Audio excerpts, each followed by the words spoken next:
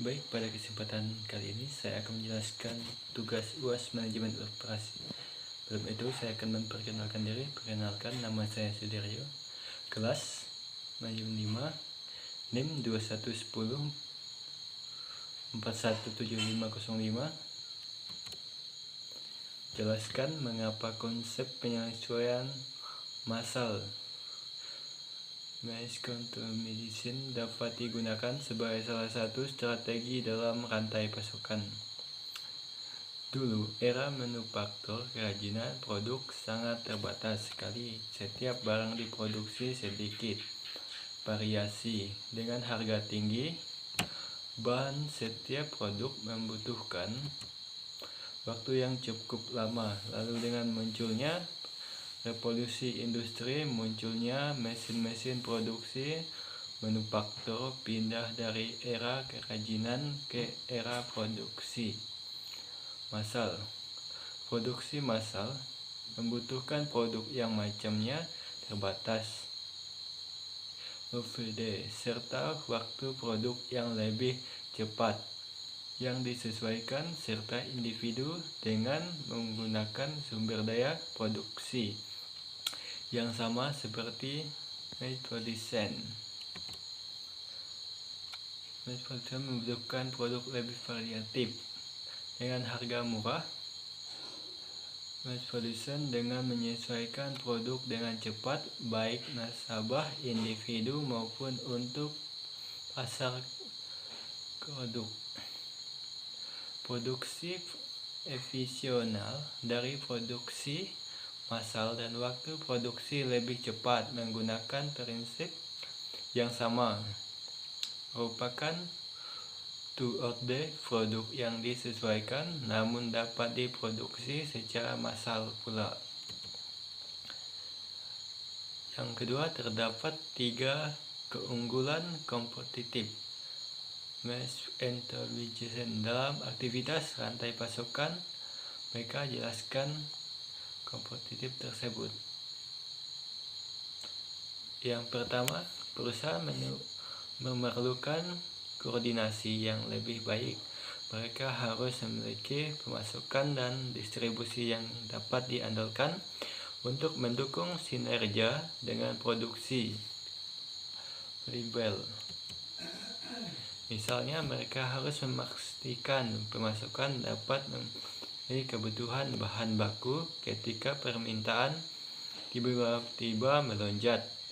Tentu saja koordinasi semacam itu sulit terutamakan ketika perusahaan mengandalkan pemasukan dan distribusi butuh eksternal internal.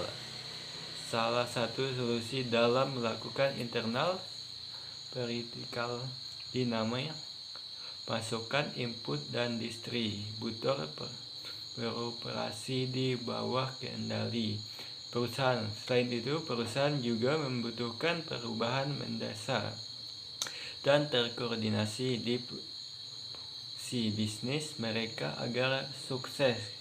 Kontaminasi massal tidak hanya untuk tanggung pemasukan dan produksi, tetapi juga riset dan pengembangan produk, rantai pasokan, dan infrastruktur teknologi. Yang kedua, teknologi terus berkembang. Perusahaan tidak bisa mengandalkan teknologi lama. Untuk mendukung teknologi ini, persaingan baru dapat muncul. Dengan teknologi baru, membutuhkan perusahaan-perusahaan menjadi tidak lagi kompetitif. Baru juga mengandalkan risiko dan belum tentu menghasilkan kesuksesan yang dihadapkan. Yang ketiga, biaya pertambahan kumulatif semakin meningkat. Sering dengan peningkatan jumlah pelanggan, perusahaan harus menangani berbagai kebutuhan dan keinginan pelanggan yang berbeda-beda. Yang ketiga, jelaskan perbedaan konsep antara kegiatan utility dan official.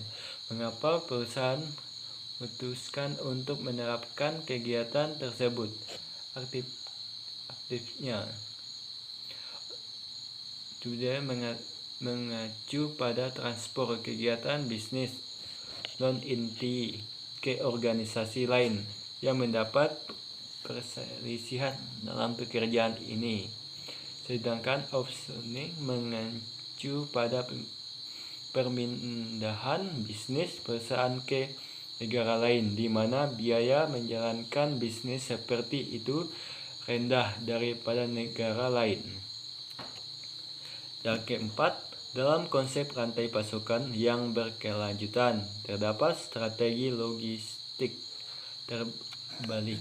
Evolusi logistik. Jelaskan apa yang dimaksud dengan hal tersebut dan mengapa perusahaan penerapan revolusi logistik dalam rantai pasokan mereka. Revolusi logistik mencapai pada sama produser terkait untuk pengembalian produk perbankan, pemeliharaan daur ulang, dan pembangkaran untuk produk dan bahan. Secara keseluruhan, revolusi logistik mengembangkan produk berjalan secara terbalik melalui rantai pasokan untuk mendapatkan nilai tersimum. Baik, ini presentasi saya ucapkan terima kasih.